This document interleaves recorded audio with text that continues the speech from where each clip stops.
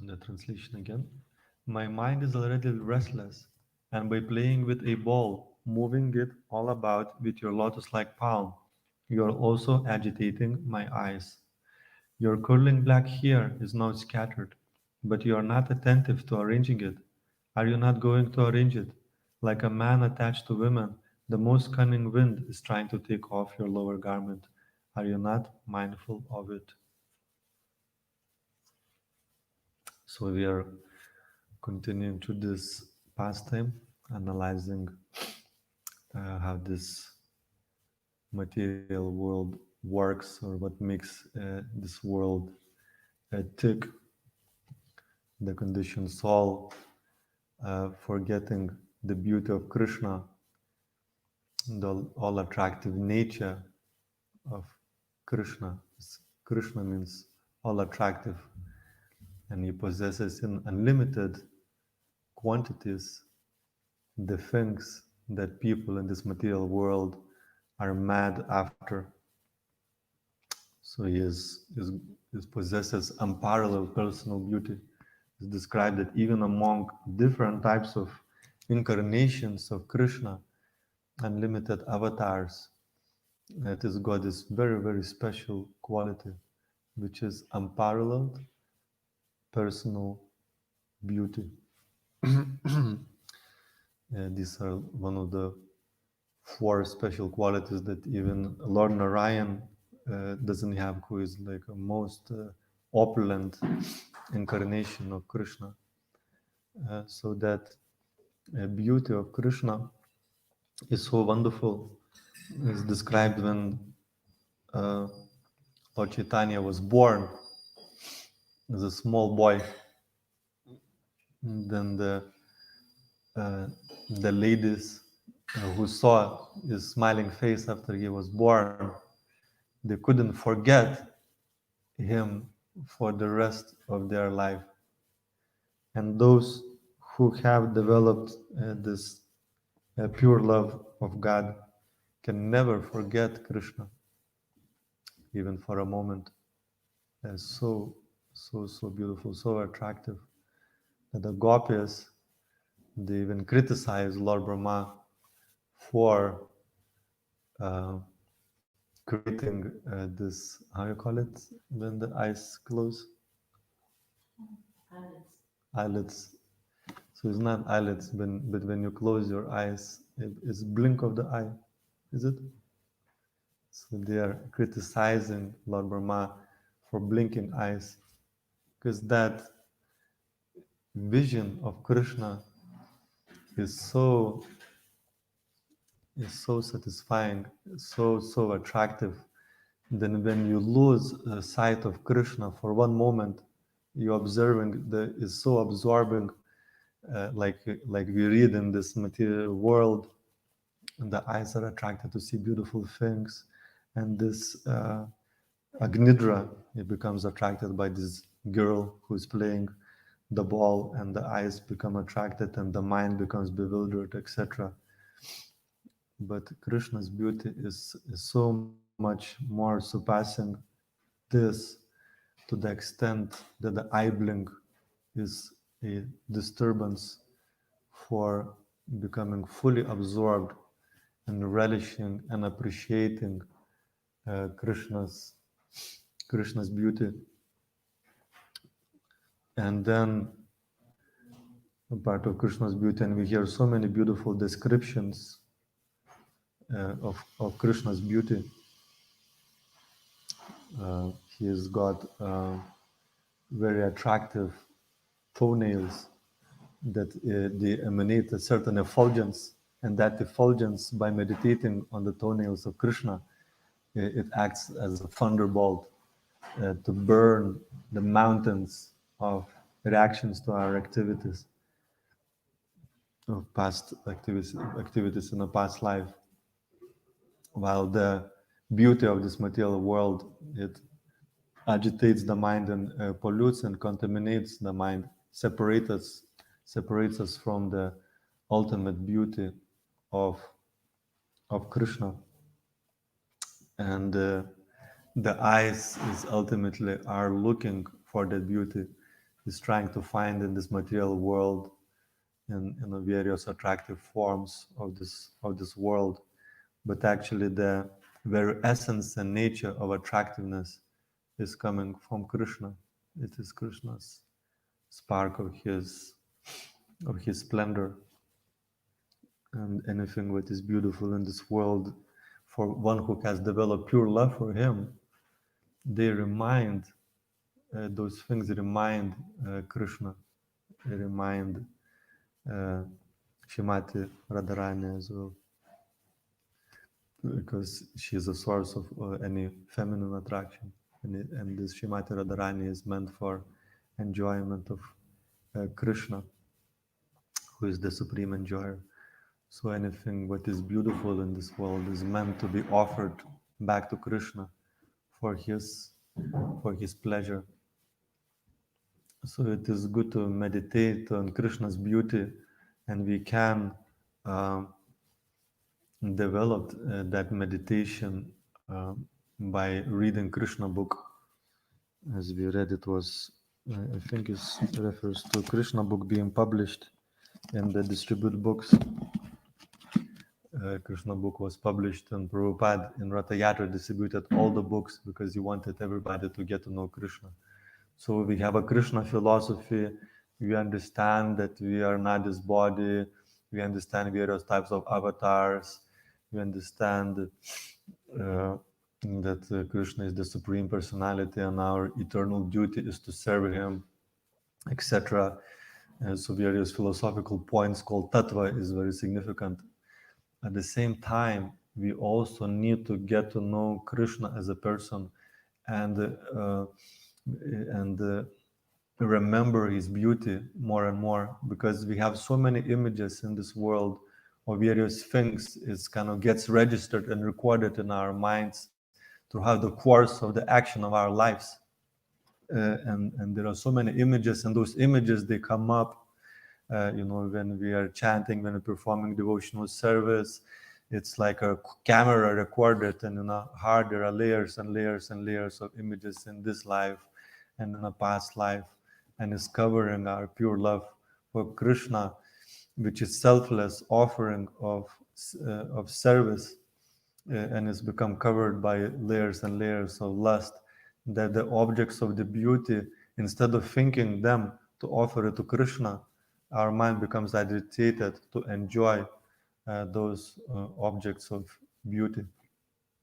So we want to replace those impressions with more and more impressions of Krishna, which is those impressions becomes we see in this age through our ears. We don't see through our eyes so much, but we actually see through our ears. So we can see Krishna through our ears. And the first experiences of the beauty of Krishna is through chanting the holy name. Anybody experienced the beauty of Krishna through chanting?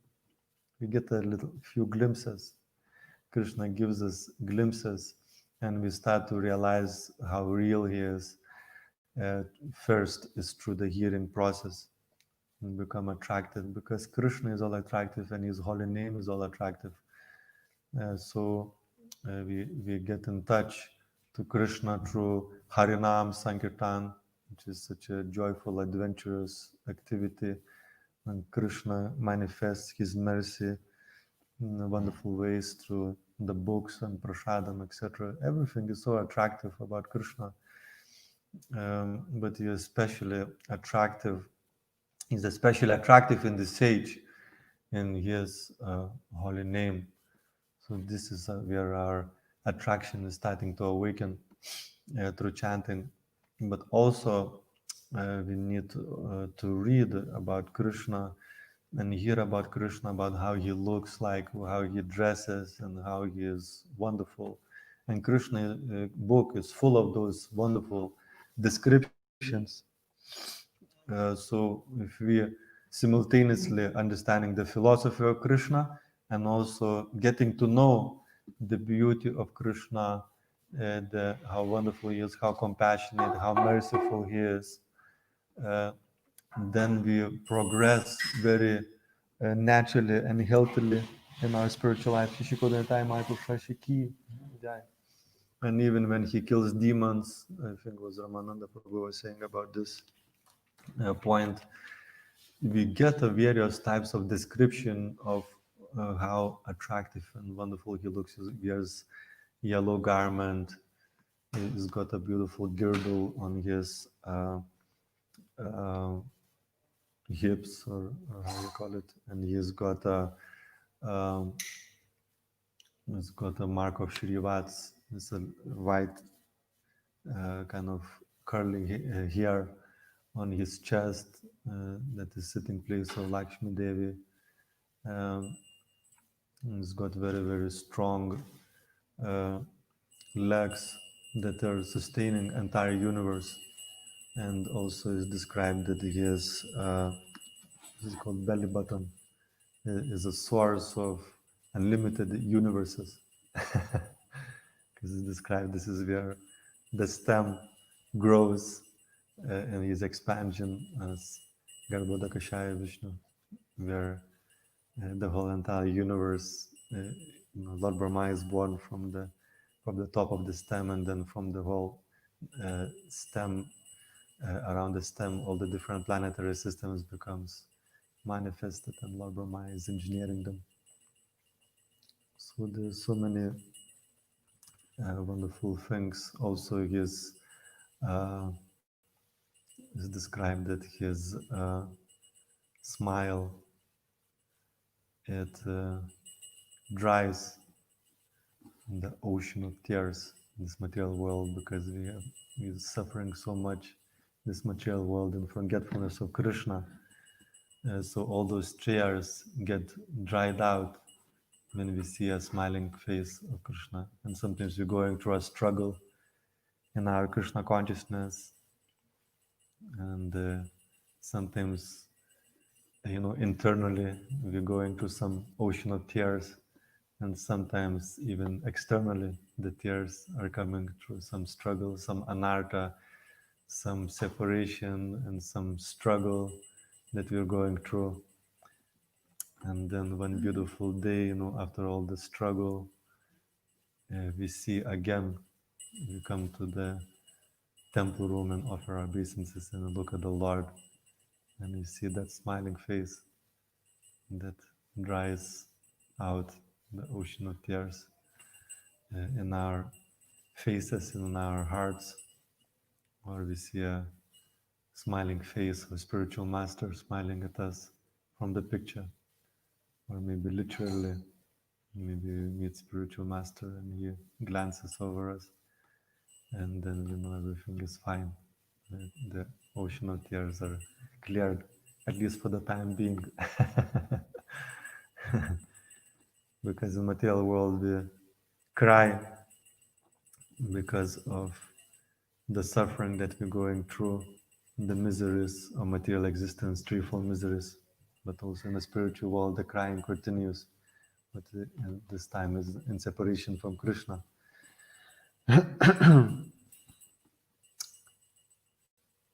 And then Krishna's lotus face is compared to the lotus. Lotus-like face is compared to the lotus. So it's very attractive, and his eyebrows as well is very helpful for a practicing devotee.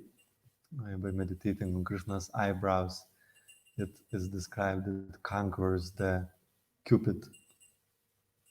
Makara Dvaja is, the attraction to Cupid is very powerful in this material world, and you can see Agnidra is completely bewildered now by seeing this girl, Purvachiti. But that Cupid can be conquered by meditating on the eyebrows of Krishna. The Cupid is subdued because Cupid himself, in fact, millions of Cupids are attracted to the beauty of Krishna. So by that meditation, we can overcome that attraction. And and reading here about curly black hair of this girl. But Krishna is called Keshava because his hair is also curly. So it's such a wonderful process. Is this Bhakti Yoga that in the Gyanis they also recognize this attraction, that it is a binding force. There are so many sources of attachment in this material world. We become attached to so many things, but the most powerful attraction is to attraction to opposite sex, and Gyanis, whatever we become attached to the degree we're attached, in the future it becomes the source of misery when we lose that object of attachment. Just even if we age, and become very old, as we can see in this material world, people don't lose that lust. It's still there, no matter how old they become. That drive is still there, is still agitating, is still disturbing. So Gyanis, they just decide just give it up the whole thing and just to go to Himalayas, and that's it. Just and they fight, for the rest of their life, meditating on Brahman, on impersonal oneness, in a hope and that they're gonna subdue this attraction and become purified. But the Krishna consciousness is so wonderful and beautiful that we just find something better, we transfer our attraction to Krishna, and then instead of completely ignoring beauty of this material world, we just recognize this is Krishna's splendor. This beauty is coming from Krishna, and it is meant to be offered back to Krishna. And it's just a tiny little spark of Krishna's beauty, that Agnidra is so bewildered now and attached. But our Krishna attraction to Krishna is awakened, then we just see that this is just a little spark of Krishna's splendor, and we focus on all attractiveness of Krishna. We just aim for that ultimate beauty. Why to go for just something that is just a little spark if we are given opportunity? Why to go for a little apple or something if there is a whole feast is offered? It's so much there in Krishna, whatever we're looking for in terms of beauty is just the one thing we mentioned. Or pastimes, people are attracted to some various types of activities, and there's so many books, etc., written, unlimited books about various types of pastimes of this material world. Again, this doesn't satisfy the heart, it just agitates it. The Krishna's pastimes are so wonderful. It's described that can satisfy the heart's hankering for ultimate happiness and desire. So that's another quality of Krishna. He manifests wonderful, wonderful pastimes. Krishna Lila. Even it looks like it's something, he's got his Lila that is somewhat similar every day. At the same time, like we doing this, we may be doing the same things every day, and materialistic mind becomes very quickly bored. I'm just doing the same old thing. You're just looking for something new, for some new experience. However, it looks like Krishna is doing a similar activities every day, is always full of unlimited bliss. And we are getting just a little glimpse of that. For how many years you've been chanting Hare Krishna Maha Mantra, Felix? Not in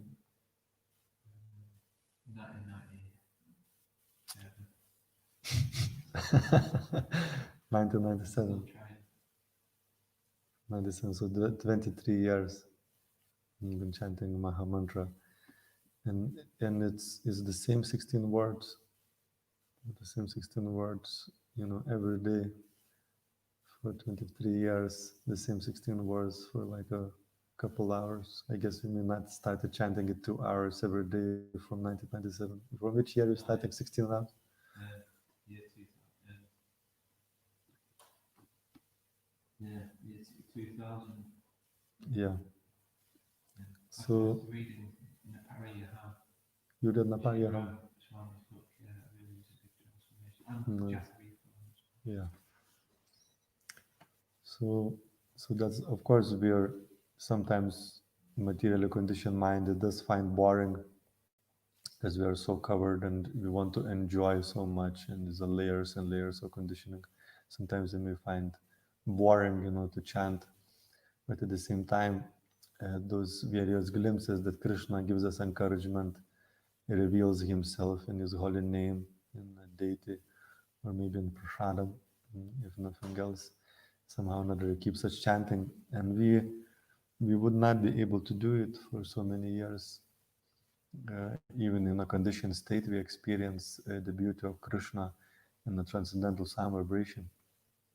And we will not be able to continue doing this if we will not experience the hard taste. And that is definitely there. So is a proof, and also doing a morning program, day after day after day, year after year after year. And there's a hard taste in it, and that it looks like it's the same activity at the same time. The more we become purified, we become like, and we become fully purified is the most exciting thing.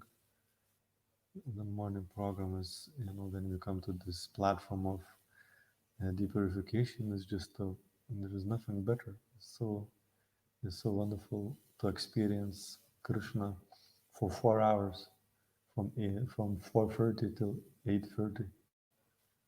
When will the day be ours? when we just when we open our eyes, we just want to jump out of the bed and just waiting for a moment to see the deities. It's like so eager. When will the day be ours? So Krishna Lila is so wonderful, and also we're looking for association. The soul is looking for relationship, and Agnidra as well, is looking for something material, is looking for satisfy his heart's desire for association. But as you can see, his mind is agitated, is disturbed, doesn't satisfy the heart. This um, Cupid type relationship, and doesn't last for long. The Cupid shoots his arrow, and then after some time, that bewilderment of mind is lost. But when we awaken our Krishna consciousness, that pure love, that that attraction to transcendental Cupid, it lasts forever. It's never ending relationship. And how wonderful is that? And then all other relationships become real as well, because until that is just like illusionary attraction to body that ages and disappears in due course of time, dies, and with the age is no more attractive. So it's just for this few moments of this attractiveness and agitation of the mind, we work so hard, and then it's all gone. So intelligent person doesn't go for temporary things, like if you're investing into something, you want to invest in something which is gonna last, it's not just you're just gonna get a few little experiences, and then it's all gone, that's it. And becomes chewing the chewed as well, we, it reaches its saturation point, and it's all then becomes boring. You want to find something else, to do something in a different way. So that association with Krishna, and Krishna is always surrounded by his loving devotees. Uh, And there are so many wonderful relationships, and that relationships they achieve the real goal when they become a cooperation to please Krishna. So it's not like devotee again. Like Gyani is against any relationships, but devotee, all devotees relationships, even if devotee partners, if it gets married or partners to serve Krishna. That's the ultimate goal of relationship. Let us serve Krishna together. Or if one can develop that deep connection and relationship with Krishna, then there is no need for marriage. One can just have this deepen that relationship more and more and more. Then that is not required. That relationship becomes deep enough. So it's in different individual circumstances, whatever is favorable for Krishna consciousness, and one needs to embrace it. And then the fourth quality, very special quality of Krishna is uh, transcendental flute playing. And when this flute of Krishna is being played, is such a mystical thing that inanimate objects become animate. The stones starts melting. The birds they become stunned. Trees, and some of them just fall completely stunned. The river stopped flowing when Krishna's flute is playing, and it's got this multi-dimensional nature. When Krishna is playing flute and calling for the cows, each cow hears through that flute uh, her name. Krishna calls the cow and the evening before they're going back to Vrindavan. And when he plays his flute, he's calling each cow by name individually. And cows get so excited to see Krishna, after, of course, they are kind of around with Krishna throughout the day. At the same time, they kind of absorbed in their grass. And when it's time to go home, and Krishna calls each and every single cow individually by the flute playing. And then when Krishna plays the flute as well, gopis just run to see Krishna, leave everything behind, a complete surrender, Atmanivedanam, just to see Krishna.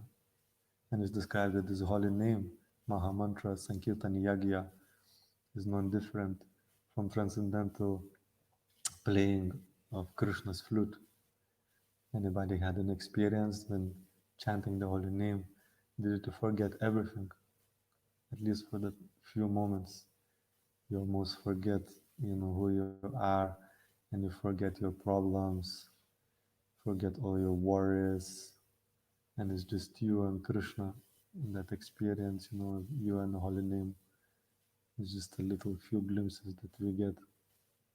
And otherwise we're just always conscious of what I want, what I'm gonna do, what I need, when is breakfast, and all those things. But when you really get into kirtan, just transcendental flute playing of Krishna, at least for the few moments, if not for longer, hopefully for longer as time goes on, completely forget ourselves. It's just Krishna, Krishna, and if we are chanting in a good consciousness, then we just begging from Krishna to engage us in his service and become purified.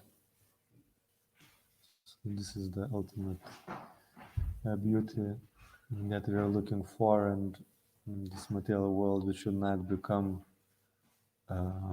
distracted by a broken glass in a form of material beauty, just like Prahlad Maharaj, Dhruva Maharaj, sorry. When he saw Krishna, he was looking for the kingdom greater than Lord Brahma. And when he saw Krishna, I was saying that I was looking for a broken glass and compared the wealth of entire universe, greater than entire universe, to the broken glass. Said I found the most valuable jewel and diamond. So let us go for this most valuable jewel and diamond. And whichever most valuable jewel and diamond, the soul does reflect Krishna's beauty, being an infinitesimal part of Krishna. It does reflect Krishna's beauty, but we recognize that the soul and the beauty in this material world is just a reflection of Krishna's beauty, but we can appreciate that as well and offer back to Him in the service, in the divine service. So, are there any questions or comments about this points?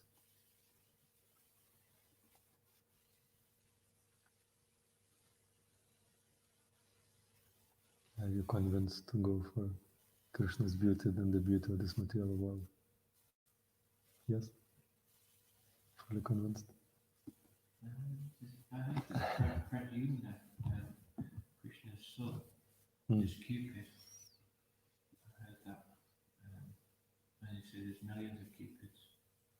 So maybe we could just explain a little bit about that. So I don't know much about who Cupid is, or not to focus too much on Cupid because obviously it's all about Krishna, but just in relation to Krishna, who is Cupid, and yeah. So there's a Chaturvyuha is a Krishna expands as Balaram, and Balaram expands as Chaturvyuha. Vasudev, Aniruddha, Sankarshan, and Pradyumna. So one of the those Chaturvyuhas is Pradyumna, which is the considered original Cupid. Basically, ultimately Krishna is the original Cupid, but further, he expands as Balaram and then Pradyumna, and this Pradyumna, the Kamadev of this material world, is kind of empowered by Pradyumna, who is the source of all Cupids. But that attraction of Cupid is ultimately the prema. Kama is called Kamadev, so Kama means lust. So it looks like it's attraction to the something, some beauty, but actually, because the mind is polluted, that attraction is actually towards own gratification. This is the object of my gratification, and is completely opposite of prema. When we see attraction of our beauty, the object of attraction, then we're looking to serve. How we can serve and give happiness. Ultimately, Krishna is the ultimate object of attraction, and the whole material world is bewildered by Kamadev. In Kali Yuga, everything is just, Kama. Everywhere you see, and everything sells, based on Kama.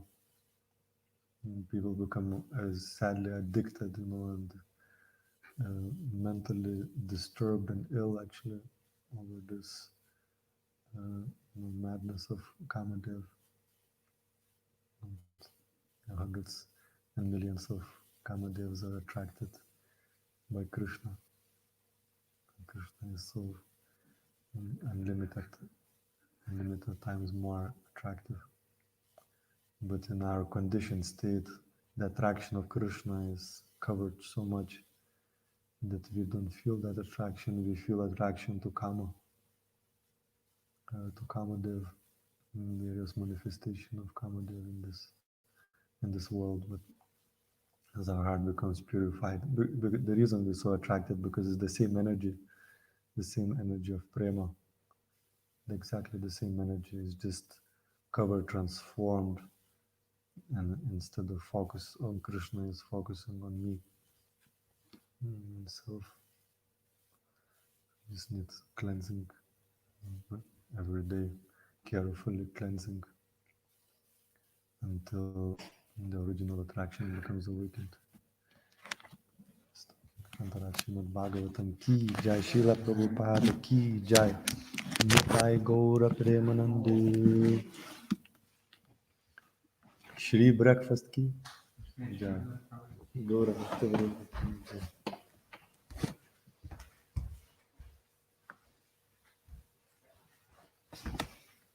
We have for the time being, we have an attraction for Prashad.